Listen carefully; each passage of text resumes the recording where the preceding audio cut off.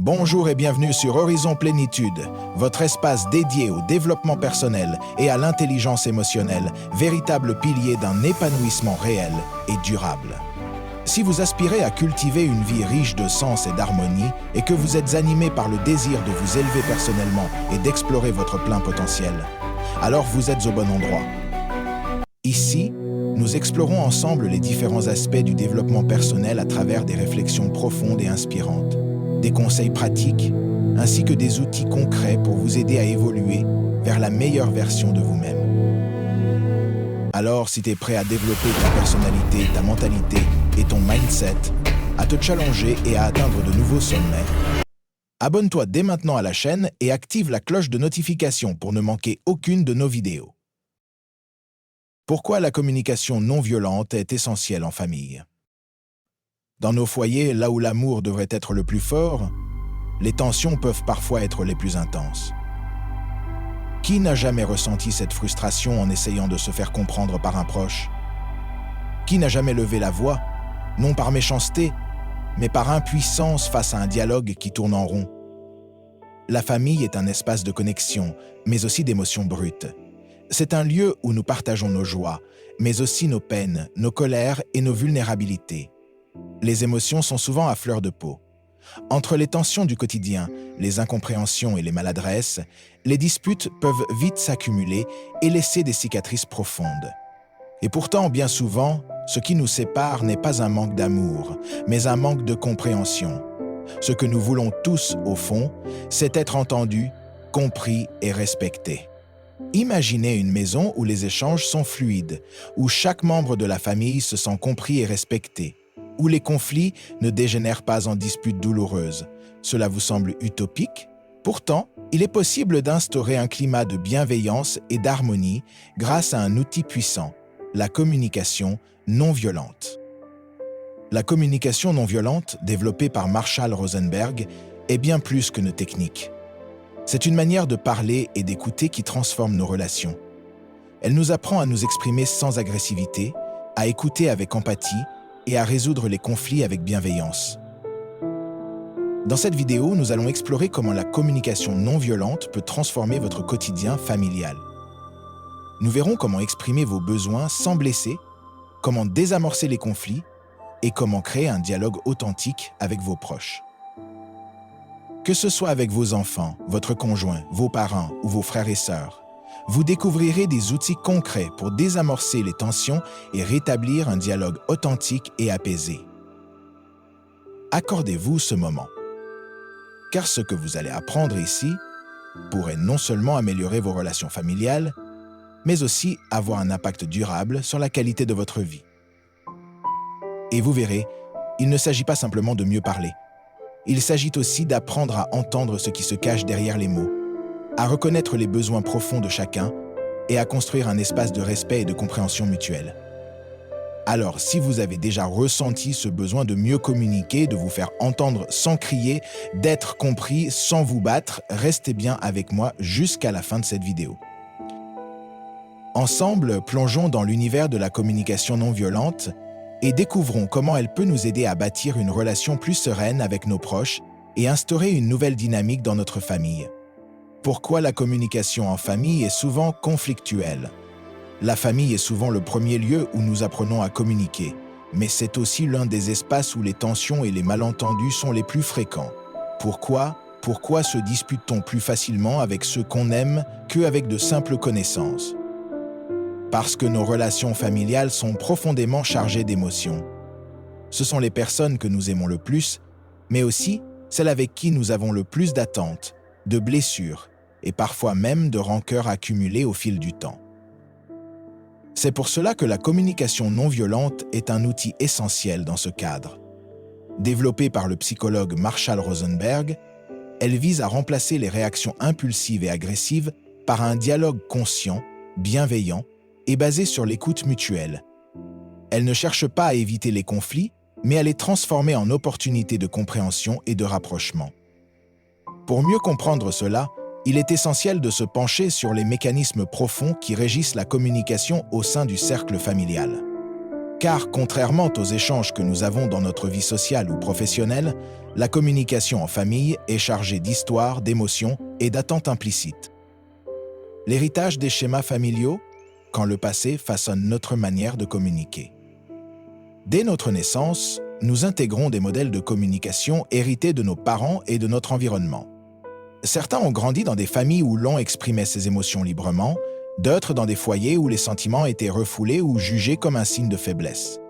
Certains ont été élevés avec douceur et bienveillance, tandis que d'autres ont connu des formes de communication plus autoritaires, voire violentes. Ces schémas, que nous avons intériorisés souvent inconsciemment, influencent notre manière de parler et d'écouter les autres. Si nous avons grandi dans un environnement où l'on criait pour se faire entendre, il y a de fortes chances que nous ayons tendance à élever la voix à notre tour dans les conflits familiaux. Si nous avons été habitués à la critique et aux reproches, il est probable que nous ayons du mal à exprimer nos besoins sans jugement. Prenons un exemple concret. Imaginez un père qui, enfant, n'a jamais entendu ses parents lui dire « je t'aime », car ces mots étaient considérés comme inutiles ou réservés aux grandes occasions. En grandissant, ce père peut aimer profondément ses enfants, mais avoir du mal à leur exprimer son affection par des mots. De l'autre côté, son fils, en quête de reconnaissance, peut interpréter ce silence comme un manque d'amour, ce qui peut créer une distance émotionnelle et des tensions grandissantes. La communication en famille n'est donc jamais neutre. Elle est le reflet de notre propre histoire, de nos blessures et de nos conditionnements passés. Les attentes et les besoins non exprimés, une source fréquente de conflits. En famille, nous avons des attentes fortes les uns envers les autres, souvent implicites et non verbalisées. Nous attendons de nos parents qu'ils nous comprennent sans que nous ayons à parler. Nous espérons de nos enfants qu'ils nous respectent sans que nous ayons à imposer des règles. Nous supposons que notre conjoint sait ce qui nous ferait plaisir sans que nous ayons à le lui dire. Le problème ? Ces attentes non exprimées finissent souvent en frustration. Prenons un exemple classique. Une mère qui, après une longue journée de travail, espère secrètement que son conjoint va s'occuper des enfants sans qu'elle ait besoin de le demander. Mais au lieu de cela, il s'installe devant la télévision. Plutôt que d'exprimer directement son besoin, « J'ai besoin d'un coup de main ce soir, pourrais-tu gérer les enfants pendant que je me repose un peu ?» Elle se sent irritée et finit par lâcher un commentaire cinglant. « C'est toujours moi qui fais tout ici. » Le conjoint, qui ne comprenait pas son attente implicite, se sont attaqués et réagit défensivement. « Tu exagères, j'ai aussi eu une journée difficile. » Et voilà comment une simple attente non formulée peut dégénérer en dispute. La communication non violente nous invite à prendre conscience de ces attentes implicites et à apprendre à formuler clairement nos besoins, sans agressivité ni reproche. L'impact des émotions fortes, pourquoi nos réactions sont souvent disproportionnées.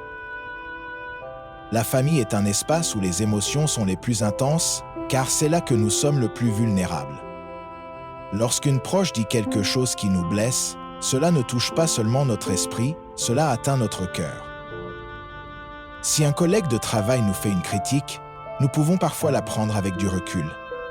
Mais si cette même critique vient de notre père, de notre mère ou de notre conjoint, elle peut réveiller en nous des blessures profondes, souvent liées à l'enfance.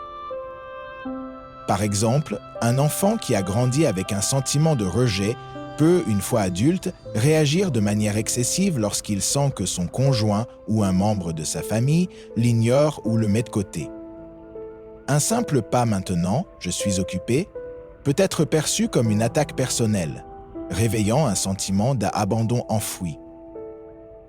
La communication non violente nous apprend à identifier ces déclencheurs émotionnels et à reconnaître que notre réaction à une situation n'est pas toujours liée au présent, mais souvent au passé. Les jugements et la critique des poisons invisibles dans nos échanges familiaux. Un autre facteur qui alimente les conflits familiaux est notre tendance à juger, critiquer et interpréter les comportements des autres plutôt que d'exprimer ce que nous ressentons réellement. Nous avons tendance à dire « Tu ne fais jamais attention à moi. Tu es toujours en train de râler. Tu es égoïste. » Mais derrière ces critiques se cachent souvent des émotions et des besoins non exprimés. J'aimerais passer plus de temps avec toi, cela me manque. Je me sens dépassé quand il y a trop de négativité à la maison. J'ai besoin de sentir que mes efforts sont reconnus. La communication non violente nous invite à remplacer la critique par l'expression de nos ressentis et de nos besoins, afin d'éviter les confrontations inutiles et de favoriser un dialogue ouvert et constructif. Nous avons vu pourquoi la communication en famille est souvent compliquée. Les schémas hérités, les attentes implicites, les émotions fortes et les jugements inconscients sont autant d'obstacles à une relation fluide et bienveillante. Mais la bonne nouvelle, c'est que nous pouvons transformer notre manière de parler et d'écouter. Dans la prochaine partie, nous allons découvrir ensemble les 4 piliers fondamentaux de la communication non violente, qui nous permettront d'exprimer nos besoins sans conflit et d'écouter l'autre sans jugement. Et vous allez voir, cette approche peut littéralement changer la dynamique de votre famille en ouvrant la porte à plus de compréhension, de respect et de connexion. Restez avec moi, car nous allons maintenant entrer dans le cœur de la méthode communication non violente. Apprendre à communiquer autrement grâce aux 4 piliers de la communication non violente. Nous avons vu que la communication en famille est souvent semée d'incompréhension, de jugement et de réactions émotionnelles parfois disproportionnées. Mais la bonne nouvelle, c'est que nous avons le pouvoir de transformer notre manière de parler et d'écouter. La communication non violente, développée par Marshall Rosenberg, repose sur 4 piliers essentiels qui nous aident à exprimer nos besoins avec clarté et bienveillance, tout en écoutant les autres avec empathie. Ces piliers sont l'observation sans jugement, expression sincère de nos sentiments, l'identification de nos besoins profonds, la formulation de demandes claires et réalisables. Voyons en détail chacun de ces éléments avec des exemples concrets pour que vous puissiez les appliquer immédiatement dans votre quotidien familial. Première clé, observer sans juger, remplacer l'interprétation par des faits concrets. L'un des premiers obstacles à une communication harmonieuse est notre tendance à juger et interpréter les comportements des autres. Nous avons souvent des réactions automatiques où nous attribuons une intention négative à l'autre personne, sans prendre le temps d'observer objectivement la situation. Par exemple, au lieu de dire « tu es toujours sur ton téléphone », tu te fiches complètement de moi. Nous pourrions dire « je remarque que tu es souvent sur ton téléphone pendant nos discussions et ça me donne l'impression que je ne suis pas écouté ». Dans la première phrase, nous faisons une accusation qui va immédiatement provoquer une réaction défensive chez l'autre. Dans la seconde, nous nous contentons d'observer un fait sans porter de jugement, ce qui ouvre la porte à une discussion constructive. Un autre exemple avec les enfants. Au lieu de dire « tu es paresseux », tu ne fais jamais tes devoirs. Nous pourrions dire « j'ai remarqué que cette semaine, tu n'as pas encore commencé tes devoirs avant 19h. Peux-tu m'expliquer ce qui te bloque ?» Remplacez les jugements par des observations factuelles, et vous verrez à quel point cela change l'énergie d'une conversation. Deuxième clé, exprimer sincèrement ses sentiments, dire ce que l'on ressent sans accuser. Nos émotions sont des indicateurs précieux de nos besoins, mais nous avons rarement appris à les exprimer de manière saine. Souvent, au lieu de dire ce que nous ressentons, nous attaquons l'autre ou nous nous renfermons dans le silence. Par exemple, lorsqu'une conjointe rentre tard sans prévenir. Au lieu de dire « tu te moques complètement de moi, tu es vraiment égoïste », nous pourrions dire « quand tu rentres tard sans me prévenir, je me sens inquiète et un peu mise de côté ». Dans la première version, la colère domine et l'autre personne risque de se braquer. Dans la seconde, nous exprimons ce que nous ressentons sans accuser l'autre, ce qui permet d'ouvrir le dialogue. Un autre exemple avec les enfants. Au lieu de dire « tu ne respectes jamais ce que je te demande », tu n'en fais qu'à ta tête. Nous pourrions dire « quand je vois que la vaisselle n'a pas été faite alors que je t'avais demandé de t'en occuper, je me sens frustré et fatigué. » En mettant des mots sur nos émotions sans accuser, nous permettons aux autres de comprendre l'impact de leurs actions sur nous sans créer de conflit. Troisième clé, identifier ses besoins profonds, aller à la racine des tensions. Derrière chaque émotion, il y a un besoin non satisfait. Mais souvent, nous ne sommes même pas conscients de ce dont nous avons réellement besoin. Par exemple, derrière une colère, il peut y avoir un besoin de respect, de reconnaissance ou de partage. Derrière une tristesse, un besoin de connexion ou de soutien. Prenons un exemple courant dans les familles. Une mère peut être irritée que son adolescent passe tout son temps dans sa chambre et ne partage plus de moments avec elle. Mais derrière cette irritation, quel est son véritable besoin? Celui de connexion, de lien avec son enfant. Si elle exprime cela en disant « Tu es toujours enfermé dans ta chambre, tu es devenu distant et froid », l'adolescent risque de se refermer encore plus. Mais si elle dit « J'ai remarqué que ces derniers temps, nous avons passé moins de temps ensemble et ça me manque vraiment. J'aimerais partager plus de moments avec toi. » Elle exprime son besoin profond de manière ouverte et bienveillante. En identifiant nos véritables besoins, nous pouvons mieux les communiquer et éviter de tomber dans des disputes inutiles. Quatrième clé, formuler une demande claire et réalisable. Oser demander sans exiger. La dernière étape est d'apprendre à faire des demandes précises, plutôt que d'attendre que l'autre devine ce que nous voulons. Par exemple, au lieu de dire « tu ne m'écoutes jamais », nous pourrions dire « j'aimerais qu'on prenne 10 minutes pour parler sans distraction. Peux-tu poser ton téléphone pendant qu'on discute ?» Au lieu de dire « tu pourrais faire plus d'efforts pour aider à la maison », nous pourrions dire « j'aimerais que tu prennes en charge la vaisselle après le dîner. Est-ce que tu es d'accord ?» La différence? Une demande est claire, réalisable et ouvre la possibilité d'un dialogue. Attention, une demande n'est pas une exigence. L'autre personne est libre de dire oui ou non, et dans ce cas, il faut pouvoir discuter ensemble d'une alternative qui convienne aux deux.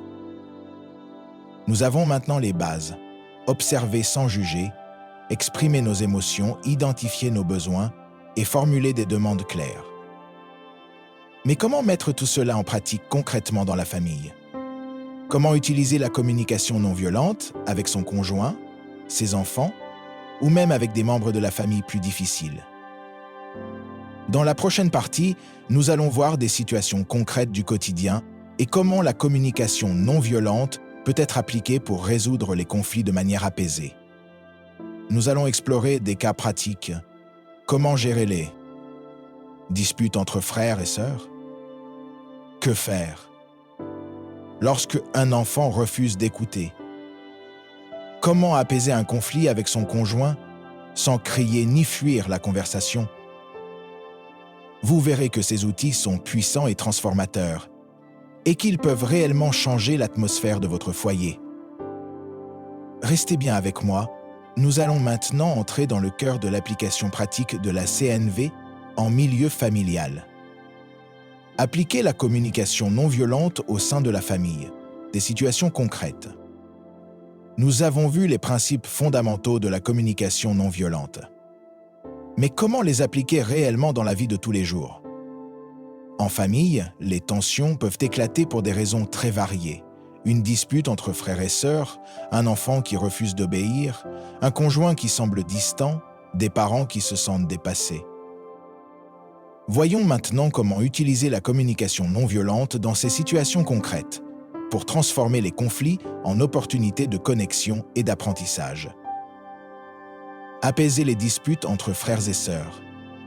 De la rivalité à la coopération. Les disputes entre frères et sœurs sont un vrai défi pour les parents.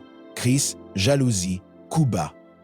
La tentation est souvent d'intervenir en prenant parti, ou au contraire, de laisser faire en espérant que cela se calme tout seul. Prenons un exemple. Situation, Lisa, 8 ans, et Théo, 10 ans, se disputent une tablette. Ils se crient dessus et commencent à se bousculer. La réaction classique. « Arrêtez immédiatement, vous êtes insupportable, pourquoi vous vous disputez encore ?» Cette réaction risque d'aggraver les tensions. Lisa et Théo se sentiront incompris et pourraient chercher d'autres moyens d'exprimer leur frustration, bouderie, jalousie. Réaction avec la communication non violente. A. Observeur sans juger. Je vois que vous vous disputez pour la tablette et que vous êtes tous les deux très énervés. B. Exprimez les émotions. Quand je vous entends crier et vous pousser, je me sens inquiète car j'ai peur que vous vous fassiez mal.